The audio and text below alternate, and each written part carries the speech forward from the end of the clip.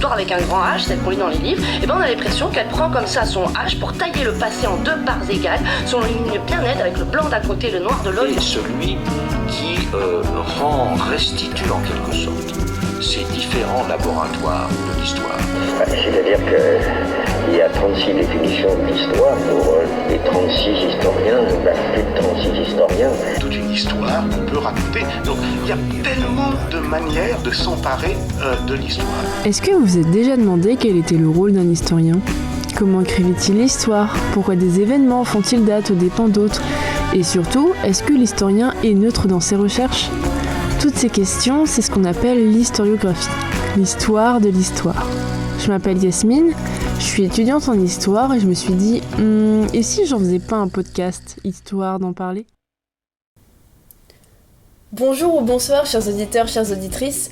J'ai le plaisir et je suis émue de vous retrouver pour le premier épisode de mon podcast, Histoire d'en parler. Comme sujet de premier épisode, je voulais un sujet d'actualité. Je voulais montrer que l'histoire, ce n'est pas uniquement des événements passés, mais qui permettent de comprendre notre présent, voire notre futur. Et quoi de mieux que de parler d'une problématique majeure dans nos sociétés ces dernières décennies et qui le sera d'autant plus ces prochaines, la question climatique. Je pense que je l'apprends à personne, mais nous faisons face à un changement climatique qu'on appelle réchauffement climatique. Alors, petite précision avant de continuer, le réchauffement climatique peut être un processus naturel sur Terre. En effet, la Terre, de manière cyclique, se réchauffe et se refroidit. Cependant, le réchauffement climatique auquel nous faisons face depuis maintenant 2 siècles est de nature humaine depuis la révolution industrielle, avec notamment l'émission de gaz à effet de serre de notre atmosphère. Alors en tout cas, cette problématique est majeure pour nos sociétés qui militent pour un meilleur avenir écologique. On peut notamment citer les jeunes générations qui, en 2018, à l'image de Greta Thunberg, ont milité dans la rue pour faire agir les États, ou bien les États membres de la COP21 qui, lors des accords de Paris de 2015, se sont accordés à baisser leur émission de gaz à effet de serre, ainsi que de limiter à 2 degrés Celsius la hausse des températures d'ici 2100. Dans le monde scientifique, les recherches se multiplient également pour comprendre notre environnement, et c'est ce qui, moi, m'intéresse aujourd'hui à travers la recherche historique, par la discipline qu'on appelle l'histoire environnementale. L'histoire environnementale n'est pas une nouvelle discipline. En réalité, elle est née dans les années 70 aux États-Unis, dans un but de préserver et de conserver l'environnement, puis s'est développée dans l'ensemble de la recherche historique. En fait, c'est une discipline qui donne une dimension environnementale à l'écriture de l'histoire. Elle s'intéresse aux relations de l'homme et des sociétés avec leur environnement, dans une dimension matérielle, économique, culturelle, dans un point de vue de perception de notre nature et de notre esthétisme, ainsi que dans des dimensions politiques et judiciaires concernant les questions environnementales. En somme, l'histoire environnementale est pluridisciplinaire. Alors pour parler mieux que moi de l'histoire environnementale, il y a quelques jours, j'ai eu le plaisir de parler avec monsieur Charles-François Mathis, enseignant-chercheur à l'université Panthéon-Sorbonne. Cet historien spécialiste de l'histoire britannique ainsi que de l'histoire environnementale a soutenu une thèse sur l'émergence d'une pensée environnementale en Angleterre au XIXe siècle. Il a également été président du réseau universitaire de chercheurs en histoire environnementale, qu'on appelle RUCH. Et dernièrement, il a été auteur et co-auteur de La civilisation du charbon en Angleterre, du règne de Victoria à la Seconde Guerre mondiale, ainsi que Une histoire des luttes pour l'environnement du XVIIIe au XIXe siècle. Si vous voulez plus d'informations concernant la bibliographie qui m'a servi à écrire cet épisode, ainsi que de la bibliographie de monsieur Mathis concernant l'histoire environnementale, ça se passe en barre d'infos. Et sur ce, je vous laisse avec la suite de l'épisode. Bonjour monsieur Mathis, Bonjour. Donc vous êtes historien, enseignant-chercheur à l'université Panthéon-Sorbonne, donc vous êtes spécialiste de l'histoire britannique et aussi, dans ce qui moi m'intéresse aujourd'hui, l'histoire environnementale. Alors est-ce qu'on peut commencer avec tout simplement poser la question, qu'est-ce que l'histoire environnementale, ou en tout cas quelle est votre définition et pourquoi vous êtes intéressé à cette discipline ? L'histoire environnementale est l'histoire des interactions des hommes avec leur environnement dans le passé. On distingue en général l'histoire environnementale et l'histoire de l'environnement. On peut les confondre aussi, mais l'histoire de l'environnement porte donc sur un objet, l'environnement, dont on peut retraduire, disons, les évolutions dans le passé, c'est les changements de paysage, de structures environnementales, territoriales, etc. L'histoire environnementale est plus une approche qui s'intéresse justement à ces interactions. Donc en quelque sorte, l'histoire de l'environnement est intégrée dans l'histoire environnementale. Parce que quand on étudie donc les interactions des hommes avec cet environnement, on va étudier la façon dont les hommes agissent sur l'environnement, comment ils le transforment, par l'agriculture, par la pollution, par l'aménagement, etc. Comment cet environnement agit sur les hommes, par les catastrophes, par les contraintes agricoles, terriennes, climatiques qui pèsent sur les sociétés humaines. Et puis il y a aussi toute une dimension qui m'est proche et importante pour moi, c'est la façon dont on se représente cet environnement, parce que donc dans une histoire des représentations, des idées, de la culture, parce que c'est important aussi de ce que ça dit sur la manière dont cet environnement va être traité. Et c'est pour ça que je me suis intéressé à ça, pour répondre à votre question. Quand je cherchais quel allait être mon sujet de thèse, je savais que je voulais travailler sur une histoire plutôt culturelle de l'Angleterre victorienne. En même temps, je voulais travailler sur l'industrialisation. Et puis pendant un an, j'ai tâtonné, pendant ce qu'on appelait le DEA à l'époque, qui est le Master 2 aujourd'hui.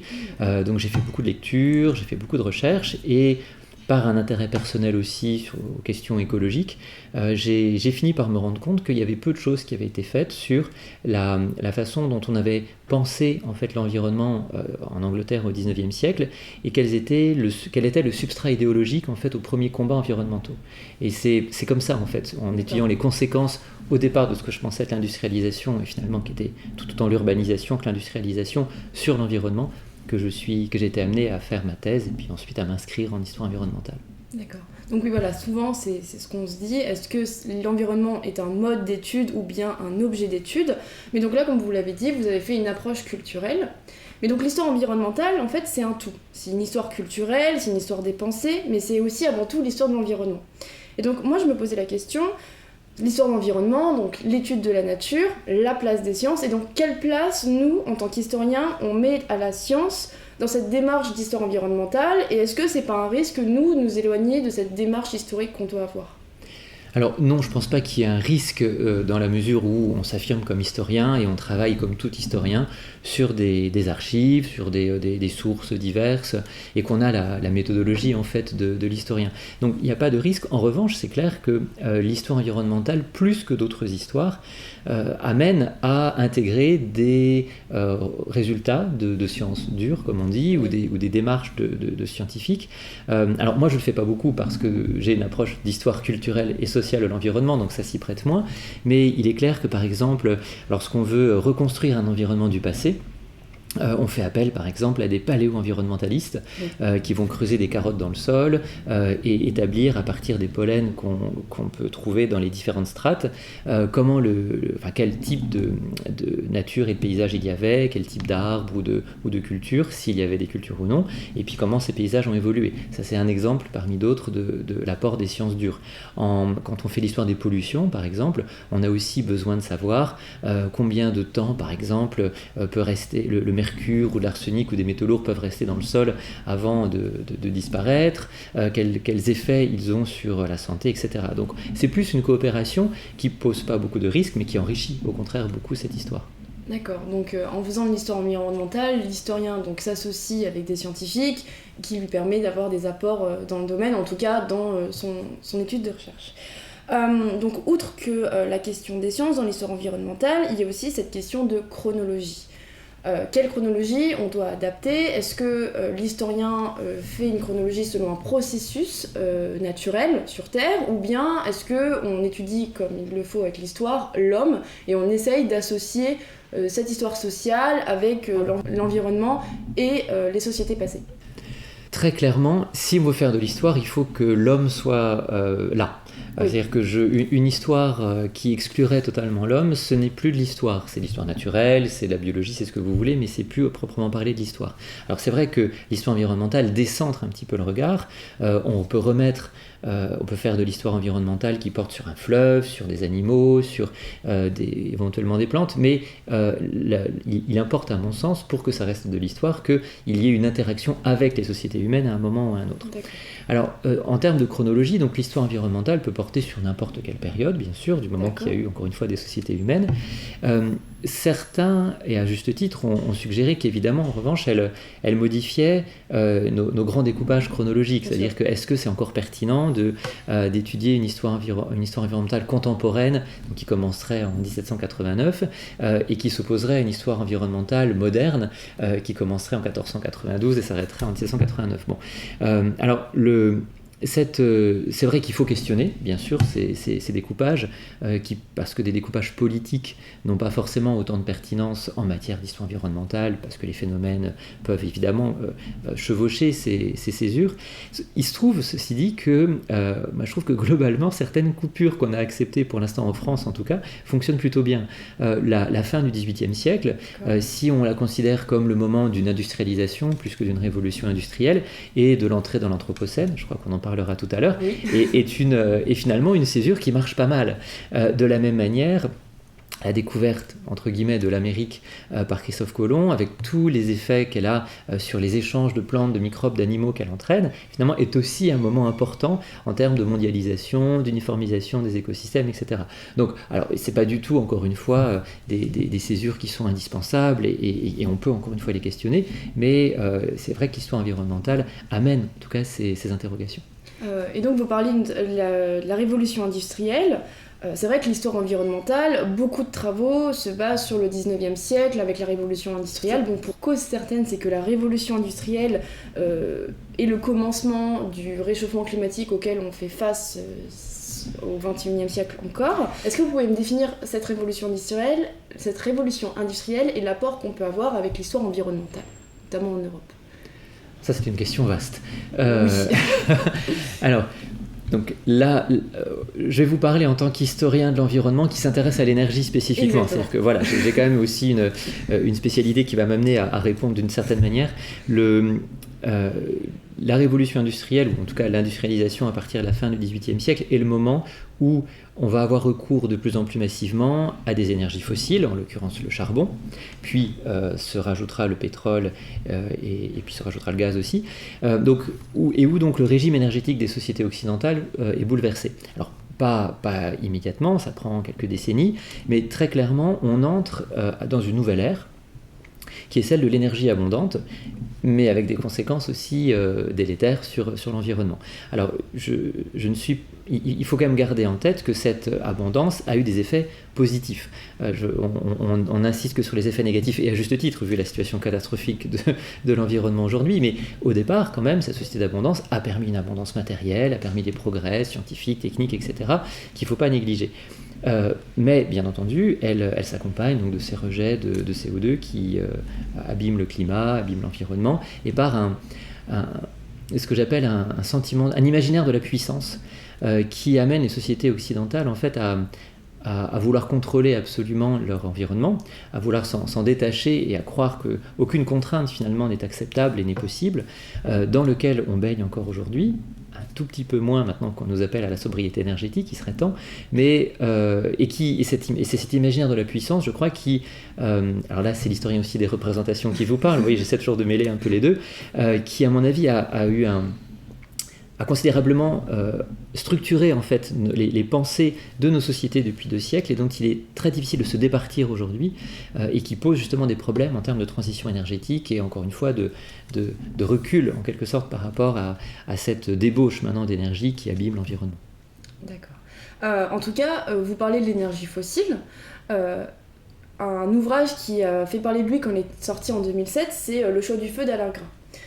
Monsieur Alain Gras, qui est sociologue, parle dans cet ouvrage que les industries qui sont développées notamment au XIXe siècle, avec les énergies fossiles, c'est par choix. Il met même dans son introduction, nous avons eu le choix d'aller vers l'énergie fossile ou de la refuser.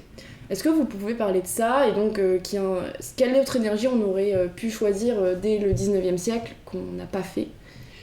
Alors, c'est une question très difficile qui est posée par Alain Gras, dont j'estime beaucoup les travaux.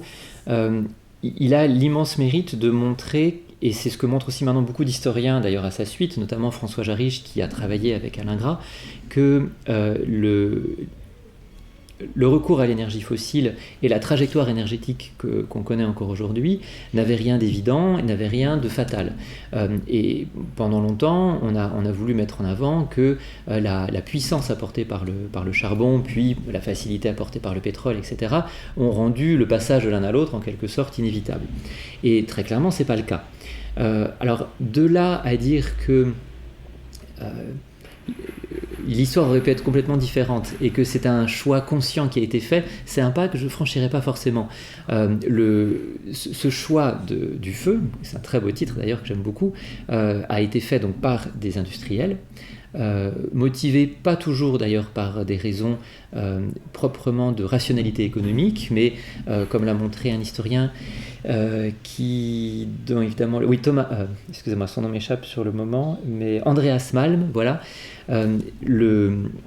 La raison pour laquelle certains industriels ont choisi le charbon était plus une volonté de concentrer en fait les ouvriers dans des bassins de population où du coup il était possible de trouver facilement des ouvriers si certains partaient, et donc de ne pas dépendre en quelque sorte des ouvriers contrairement aux situations où on était au bord des cours d'eau pour animer les machines en utilisant l'énergie hydraulique, et où là il y avait peu de bassins d'emploi et où donc les ouvriers, s'ils quittaient, vous mettaient dans des difficultés quand vous étiez entrepreneur. Donc l'idée de Malm, c'est de dire qu'il n'y a pas de rationalité proprement énergétique et économique de la part des entrepreneurs qui ont choisi le charbon, mais plutôt une volonté capitaliste de contrôler la main-d'œuvre, pour aller très rapidement. Ce choix du feu a été le fait de quelques industriels et ensuite a fait tache d'huile en quelque sorte, parce que même si installer une machine à vapeur coûtait cher, même si ça avait des défauts, encore une fois il y avait une facilité et une puissance que d'autres énergies ne pouvaient pas tout à fait offrir. Bon. Donc les énergies alternatives, c'était l'énergie hydraulique, qui était abondante en France, un petit peu moins quand même en Angleterre, même s'il y avait bien sûr beaucoup de moulins, etc. Mais on était un petit peu à certains endroits au taquet, disons, de ce qu'on pouvait demander au cours d'eau. Il y avait bien sûr l'énergie éolienne et puis l'énergie animale, dont François Jarry justement a montré l'importance en fait dans les premiers temps de l'industrialisation. Donc probablement que d'autres énergies étaient possibles ou qu'un recours moindre, disons, au charbon était envisageable. Mais il faut reconnaître quand même qu'il offrait, encore une fois, une puissance immédiate que d'autres énergies ne pouvaient que difficilement proposer. D'accord. C'est une réponse un peu normande que je vous fais là, un peu oui-non, mais en fait, il y a des vrais débats là-dedans, et ce que je voudrais dire, c'est qu'il ne faut pas non plus imaginer que quelques individus malfaisants ont voulu entraîner les sociétés européennes dans un monde énergétique fossile, en faisant fi de toutes les conséquences négatives. C'est évidemment c'est plutôt une somme de décisions qui ont amené à ça, on voyait bien la pollution, mais évidemment on ne mesurait quand même pas au milieu du 19e siècle l'impact climatique que ça allait avoir. Il y a quelques travaux qui disaient que peut-être ça pouvait poser problème, mais c'est quand même beaucoup plus tardif la prise de conscience d'un dérèglement climatique possible et négatif de la part de cette émission de CO2. Merci. Alors là, sujet phare de l'histoire environnementale et aussi du monde scientifique, c'est l'Anthropocène. L'Anthropocène, c'est au cœur d'un désaccord dans le monde scientifique, mais nous, on est scientifiques en tant qu'historiens, mais on étudie l'homme. Donc, est-ce que l'Anthropocène est-elle dans la lignée des recherches de l'histoire environnementale, et est-ce qu'elle peut nous servir dans nos recherches ? Alors il faut d'abord peut-être définir l'Anthropocène. C'est un concept qui a été proposé par Paul Crutzen, qui était un prix Nobel de chimie, et qui a proposé en 2000 ce terme pour désigner une nouvelle ère géologique dans laquelle l'homme en fait serait une force géologique à part entière, donc capable, comme l'érosion, comme les phénomènes volcaniques, de modifier l'environnement global de la planète. Et donc c'est un concept qui qui, à ma connaissance, n'est toujours pas accepté par les organismes internationaux de géologie, parce qu'il y a beaucoup de débats sur justement la pertinence d'accorder en fait une véritable existence, disons, à cette aire géologique. Oui, parce que lors des accords, c'est vraiment, pour eux, il n'y a pas d'impact géologique dans les érosions, on ne voit pas l'impact humain, c'est pour ça surtout ce désaccord. Comment... En fait, le désaccord, si je ne suis pas géologue, hein, donc, mais je crois qu'il faut en fait trouver, il y a un problème de définition du moment et de la manière dont on va établir l'entrée dans cette nouvelle ère géologique, parce qu'il faut des critères, pour les géologues, il faut un critère très précis et universel. Or, est-ce qu'on choisit justement le taux de CO2, mais est-ce qu'il est, à quel moment on estime que la bascule se fait, et où est-ce que les changements sont pareils partout sur la planète. Enfin, je crois qu'il y a des débats vraiment sur le critère et le moment, qui expliquent que ça coince un peu du côté des géologues. Du côté des historiens, c'est un thème qui a été très vite saisi en fait par les journaux et par les historiens, parce qu'il a le mérite de montrer, je crois, justement cette capacité nouvelle qu'offrent les énergies fossiles aux sociétés humaines dans leur capacité à transformer le monde. Alors, en tout cas de mon point de vue, et c'est pour ça que s'il y avait un moment pour faire débuter l'Anthropocène, je le ferais débuter à la fin du XVIIIe siècle. Non, mais c'est peut-être mon tropisme 19e et contemporanéiste. Ça, c'est ce qu'on appelle l'Anthropocène classique, parce qu'il y a aussi un Anthropocène précoce, où là on parle de l'âge où l'homme a déjà maîtrisé le feu, où ça serait déjà le début de l'Anthropocène. Voilà, exactement. D'autres le font plutôt démarrer après la Seconde Guerre mondiale, lorsque on voit ce qu'on appelle la grande accélération. Donc c'est vraiment une accélération dans la consommation et la production de beaucoup de substances qui perturbent l'environnement. Bon, il y a beaucoup de manières en fait de le situer. Donc il y a des débats déjà là-dessus du côté des historiens, et puis des débats aussi sur la pertinence de ce terme, au sens où il gomme un petit peu les processus politiques et sociaux. C'est-à-dire qu'à dire que l'homme, donc l'humanité dans son ensemble, est responsable du changement climatique par le recours aux énergies fossiles, on oublie qu'au départ, ce sont quand même quelques sociétés occidentales qui ont choisi ce mode énergétique, qu'il y a aussi des sociétés qui ont plus ou moins bénéficié de cela. Donc, encore une fois, on gomme les processus sociaux, on gomme les processus politiques, et il s'agit pas, à mon sens en tout cas, de chercher forcément des coupables, mais si on veut vraiment bien comprendre les phénomènes historiques, il faut laisser sa place justement aux acteurs, aux sociétés, aux processus politiques et sociaux. Donc en ce sens-là, l'Anthropocène a eu le mérite au départ de donner à voir ces changements globaux et d'amener à des études sur ça. Peut-être a-t-il fait un peu son temps maintenant. D'accord. Alors je voulais finir cet entretien avec justement, moi, ma définition de l'histoire, c'est que c'est pas forcément les événements des sociétés passées, mais ça permet de nous de comprendre ça permet nous de comprendre notre présent, voire même d'anticiper notre futur. Alors j'ai lu votre livre, enfin en tout cas le livre que vous avez coécrit sur l'histoire des luttes environnementales du 19e au 20e siècle, et vous parlez d'écologie, et notamment des pionniers dans le domaine. Est-ce que vous pouvez les présenter et donner l'impact qu'ils ont eu à leur temps, notamment au 18e et au 19e siècle ? Oui, parce que l'ouvrage en fait commence dès le 18e. On a beaucoup réfléchi d'ailleurs à cette chronologie, et toujours la même chose, on estime que à partir de la deuxième moitié du 18e siècle, il y a un nouveau rapport en fait qui s'établit entre les sociétés occidentales et leur environnement. Et alors l'idée dans notre travail, c'était de montrer que très tôt on s'est interrogé quand même sur ce rapport justement à l'environnement dans les sociétés occidentales, et montrer les inquiétudes et les combats aussi qui ont pu avoir très tôt en fait en matière environnementale. Alors il ne s'agit pas encore une fois de gommer toute évolution et de nier qu'il y a une spécificité aux années 1970 avec l'émergence de mouvements politiques qui mettent l'environnement et sa défense au cœur de leurs préoccupations, mais montrer qu'il y a des préoccupations scientifiques ou morales d'ailleurs qui émergent dès la fin du XVIIIe siècle ou au XIXe siècle. Alors pour le 18e, les deux, fin 18e, début 19e, je pense que les deux personnes auxquelles vous faites référence sont d'un côté Gilbert White, qui était un pasteur, si je ne me trompe, qui a passé sa vie dans une petite localité à la campagne et qui a écrit en fait un ouvrage qui retrace en fait son environnement quotidien avec des observations naturalistes très, très précises et qui, à cette occasion, témoigne justement d'une attention à l'environnement naturel, peut-être pas encore vraiment pleinement d'une volonté de le protéger, mais qui s'intéresse aussi aux relations entre les différentes espèces et leur milieu, ce qui peut en faire un précurseur de l'écologie au sens scientifique, évidemment pas de l'écologisme politique.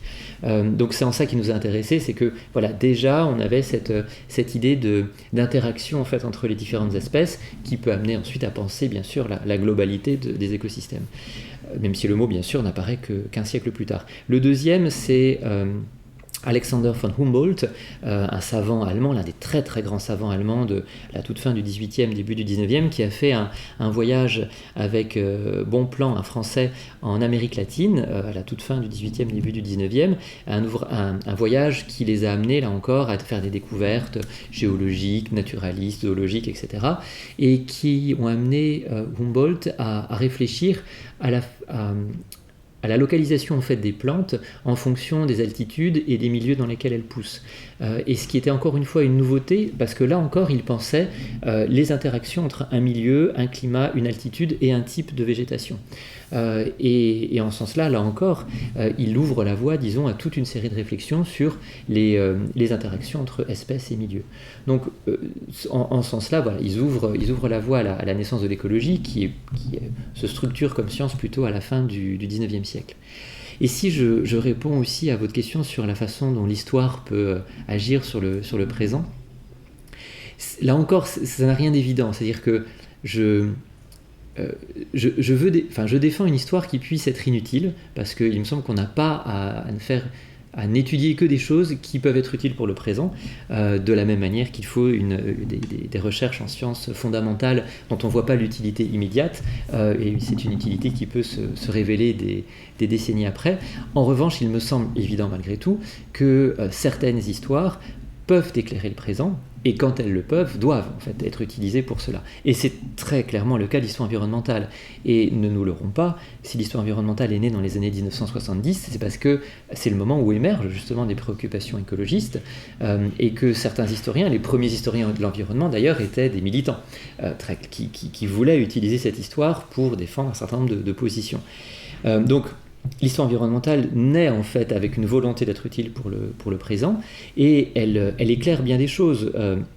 Par exemple, si je prends les travaux que j'ai faits en histoire de l'énergie, c'est montrer qu'une transition prend du temps, qu'il faut en matière énergétique prendre en compte les consommateurs, ce qui explique d'ailleurs du coup qu'il y a une multitude d'acteurs et qui fait qu'il est compliqué de changer les choses, que les imaginaires, là encore la culture, ont un rôle important, j'insiste sur ce point-là mais j'y tiens.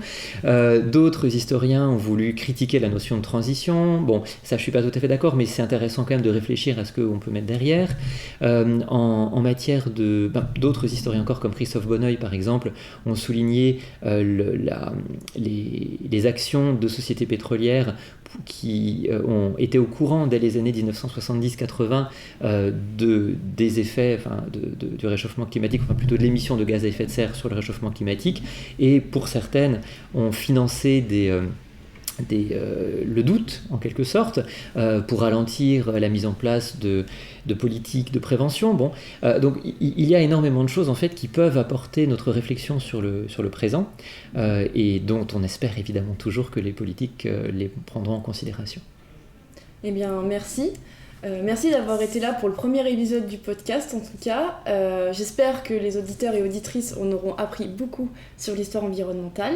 Je le rappelle, je mettrai votre bibliographie en barre d'infos ou sur le site internet pour en apprendre un peu plus sur cette histoire environnementale qui se développe notamment en France depuis quelques années. Merci Monsieur Matisse. Je vous remercie.